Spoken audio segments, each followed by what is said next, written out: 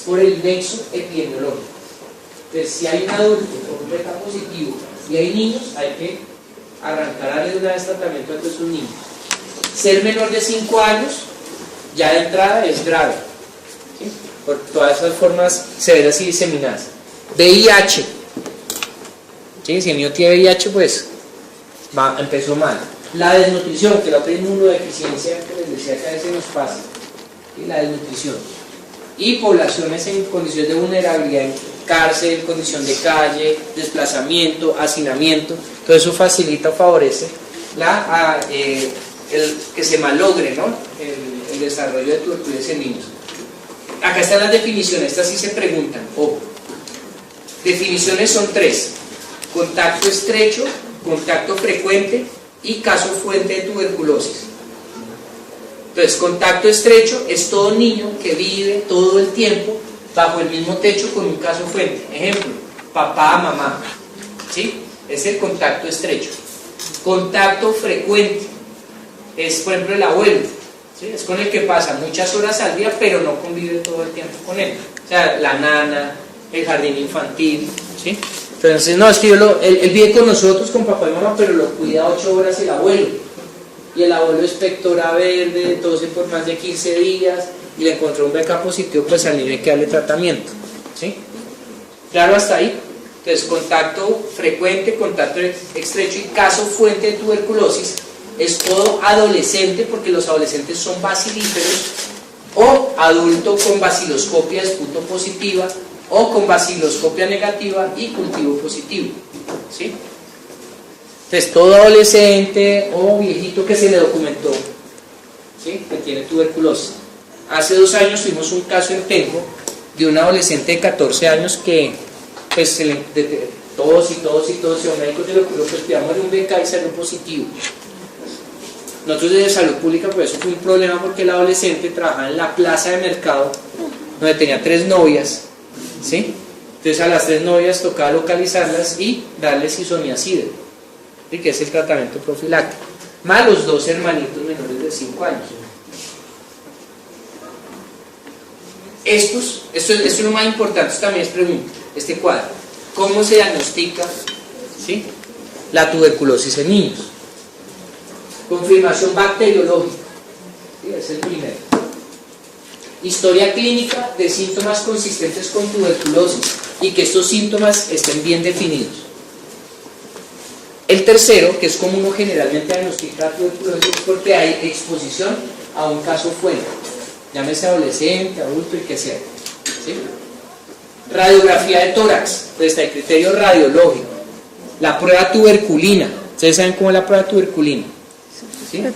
¿Cómo es la prueba tuberculina? Que se aplica aquí en el antebrazo, y a los cuántos días se lee.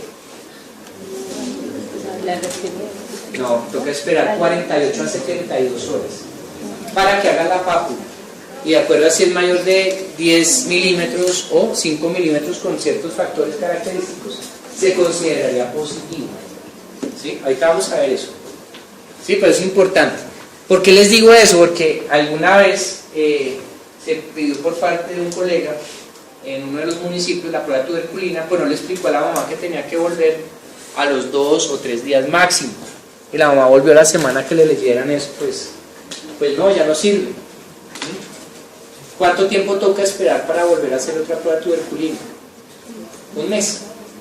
Entonces se perdió ese tiempo, ¿sí? Entonces está el criterio tuberculínico de la prueba de PPD o de Mantoux, y estudios específicos de casos de tuberculosis pulmonar y extrapulmonar. Prueba tuberculina, entonces se aplica mediante el test de Mantoux, que es la aplicación intradérmica, y la medición de la induración se hace a las 48 máximo 72 horas.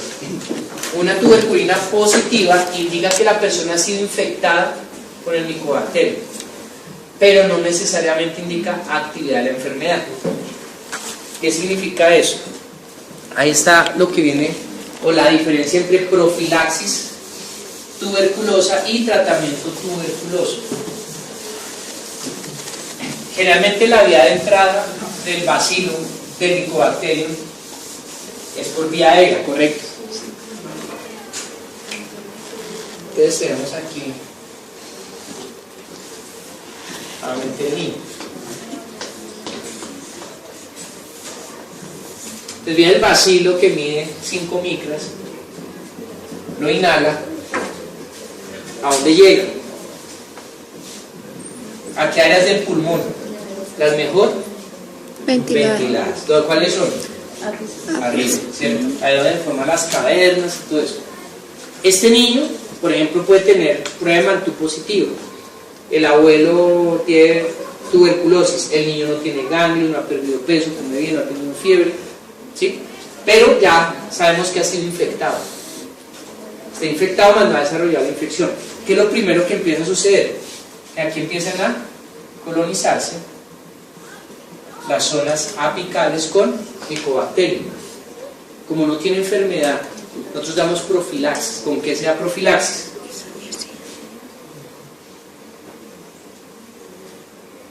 ¿Cierto? Porque la isoniazida va a actuar contra estas formas que están activas. Estas formas están activas. Están empezando a generar el inóculo. Recordemos que la infección por tuberculosis no se ha activado, es crónica. Puede demorar de 6 meses hasta 1 o 2 años en activarse. En los niños obviamente es más rápido, ¿sí? Y no es la pulmonar sino miliar, se disemina hematógena o linfáticamente y da meningitis, miliar, renal, ósea, etc. ¿Sí? Claro hasta ahí. Entonces ahí tenemos, y ahí en ese momento la isoniazida es muy efectiva para esterilizar ese pulmón, correcto, antes de que se manifieste la enfermedad. Por eso es tan importante la prueba de Mantoux, de tuberculina, y el nexo epidemiológico, antes de que el niño manifieste la enfermedad. Se considera PPD positiva en pacientes de alto riesgo, con una induración mayor a 5 milímetros, si ese niño ha estado en contacto con casos de tuberculosis, niño en contacto con adultos sospechosos de tuberculosis, niño con evidencia de enfermedad tuberculosa ya con 5 milímetros o más, es positivo. Niños inmunosuprimidos, trasplantados, desnutridos, con VIH. Niños que tenían un Mantoux previo negativo y ahora está positivo. Y bueno, los niños gravemente desnutridos, como les decía, ¿sí? Y para los niños que no reúnen ninguna de las condiciones, con induración mayor o igual a 10 milímetros sería positivo. Entonces, tómenle foto que esto es de tuberculosis, pues tómenle la fotito. Ay, no, yo les digo tómenle la fotito, pero en realidad sepan que hay mayor de 5 milímetros para ciertos casos y mayor de 10 para otros. Básico, pues uno tiene que evaluar eso. Bueno, entonces ya sabemos, criterios de ingreso, entra, tipos de sala era entra, en pregunta, esta. Y ahí está todo el cuadro que está en la página, no sé qué, ¿cuál página es? 48, ¿sí? Del libro 6, sí. Ahí está, entonces, en todos los casos, a la mamá pregúntele si ha tenido todo, si tiene signos de peligro, si ha tenido tos, si ha tenido diarrea, si ha tenido fiebre, si ha estado en zona endémica de malaria, dengue, zika, chikungunya, si ha tenido problema de oído, problema de garganta. Después vienen los de verificación, verifique si tiene anemia, si tiene desnutrición, salud oral, adecuado neurodesarrollo, y pregunte en los casos, ¿sí?, sobre síntomas sugestivos de tuberculosis. Piensen que la YEPI es una lista de chequeo. ¿Ha estado el niño en contacto con niño enfermo con persona enferma con tuberculosis? ¿Ha presentado tos persistente por más de 21 días? ¿Ha tenido fiebre por más de 14 días? ¿Ha tenido pérdida o no ganancia de peso en los últimos 3 meses? ¿Tiene adenopatía cervical o de cualquier parte mayor de 2 por 2 centímetros por más de 4 semanas? Y hay pacientes que los conocen, entonces que vengo porque el niño tiene un ganglio desde hace más de 2 meses. Pues pilas ahí, ¿sí? Claro, hasta ahí, la IEPI es fácil en ese aspecto. Criterios diagnósticos, contacto con persona con tuberculosis, el principal, nexo epidemiológico. Tos persistente que no remite por más de 21 días. Fiebre por más de 14 días, pérdida no gana, ahí está todo nuevamente. Si usted tiene sospecha, entonces, PPD, placa de tórax. Si no es posible su realización, controle en 2 días para lectura del PPD. Clasifique según PPD y ahí está toda la carreta, es que eso es, o sea, pídale esas vainas, tiene que tener BK, tiene que tener en el BK y el cultivo, ¿no? La muestra de toma para BK y cultivo, debe tener radiografía de tórax, debe tener nexo epidemiológico, debe tener, ¿qué más era? La PPD, y listo, son 5 cosas. Esto es lo realmente importante, cómo vamos a clasificar y cómo vamos a tratar. ¿Algún síntoma de sospecha de tuberculosis? ¿Sí? O sea, es un paciente que está expuesto, yo pienso que puede tenerla.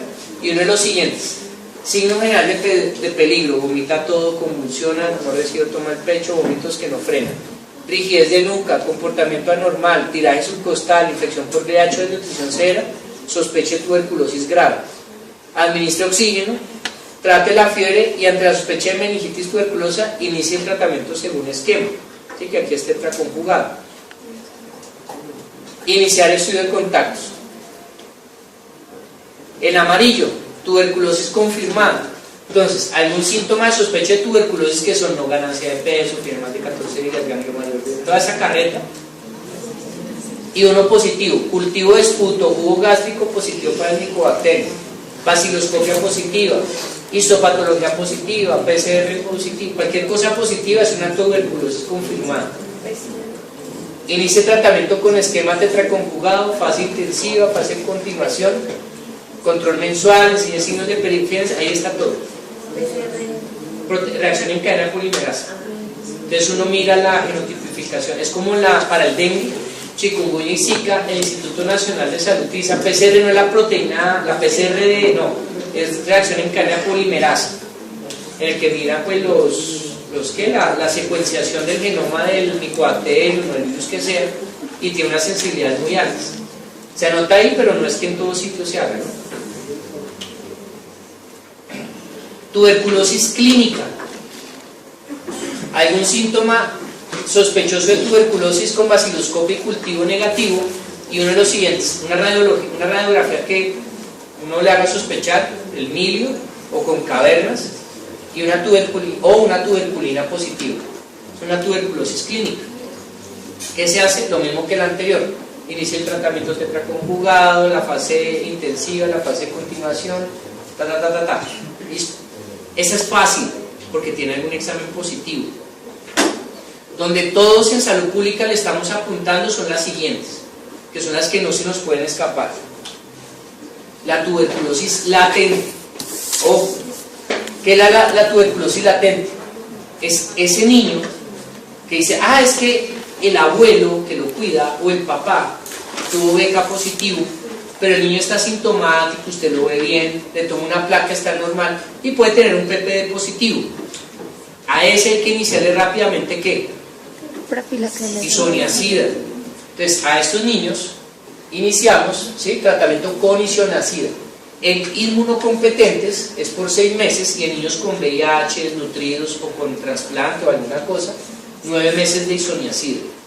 ¿Listo? Esa es la tuberculosis latente. Toca hacerle control cada 3 meses durante 2 años. Toca realizar PPD en el primer control y a los 3 meses. Enseñar signos de alarma para consultar de inmediato, y lo mandamos al infectólogo y al neumólogo. Bueno, pero ustedes pueden iniciar una isoniazida. No, interconsulta por pediatría, no, ni siquiera. Ustedes mismos, PPD positiva y contacto, ya, iniciamos. Todos los siguientes. El otro que no se nos puede escapar es latente. Contacto con tuberculosis. Entonces, no, resulta que es que el niño tuvo contacto con una persona, puede ser cercana o estrecha, que tenía un BK positivo. Entonces, está asintomático, la diferencia es el PPD con el latente. El latente es un PPD positivo, que ese es el dibujo. ¿Sí? Y este es más difícil porque pues PPD negativo, todo normal, ¿yo qué hago? Igual, ante la sospecha al inicio, isoniazida. ¿Sí? Se la voy a iniciar. ¿Por qué? Porque es que en los niños es grave este tema. Ustedes inician la isoniazida a 10 miligramos kilo día durante 3 meses, 3 meses, perdón. En este caso, el contacto con tuberculosis, y se tienen que estar haciendo seguimientos para mirar y verificar si desarrolló o no desarrolló. ¿Cuáles son los objetivos del tratamiento? Quedan 2 minutos, ¿sí? Para terminar. 1 minuto. El objetivo es curar al paciente, evitar que muera por TBC activa y sus complicaciones o secuelas, minimizar la transmisión, disminuir recaídas y prevenir sobre todo el desarrollo de resistencias. Los niños y las mamás son juiciosos, los desjuiciados somos los adultos. Ahí es donde empiezan a aparecer las resistencias. Y el lío es si el niño estuvo expuesto a un bacilo resistente. No sabe. Las dosis salen en la página 126. Los que tengan el AYEPI, ahí está. Isoniazida 10 miligramos kilo día, rifampicina 15 miligramos kilo día, piracinamida 30, ahí está. Eso no sé, ¿por qué les enseño esto? Porque yo sé que en el rural les va a tocar algún tema de estos en niños. Y para uno aprenderse esta vaina no sale bien en el pediadosis. Este es el esquema de la OMS que utiliza el ministerio y que está avalado a través de la estrategia AYEPI. Entonces, para que ustedes sepan, ¿listo? Y la isoniazida, ¿sí? Ahí les dice, para la tuberculosis del niño latente inmunocompetente 6 meses, para el que no 9 meses, ¿sí? Y para el que fue contacto solo 3 meses. ¿Claro hasta ahí? O sea, todo está ahí, esta es la página que le sigue. Ahí, página 126, ¿cómo le voy a dar eso? ¿En qué consiste la fase inicial intensiva? 4 medicamentos que se dan durante 2 meses. ¿Sí? Ahí está. Fase de continuación, generalmente es rifampicina y isoniazida y se da por otros 4 meses, dándose 3 veces por semana, lunes, miércoles y viernes, es como habitualmente uno lo formula. ¿Listo? Y duración del tratamiento, ahí está, 6 meses, entonces ahí no hay pierde, o sea, estudien el AYEPI para tuberculosis, no es más.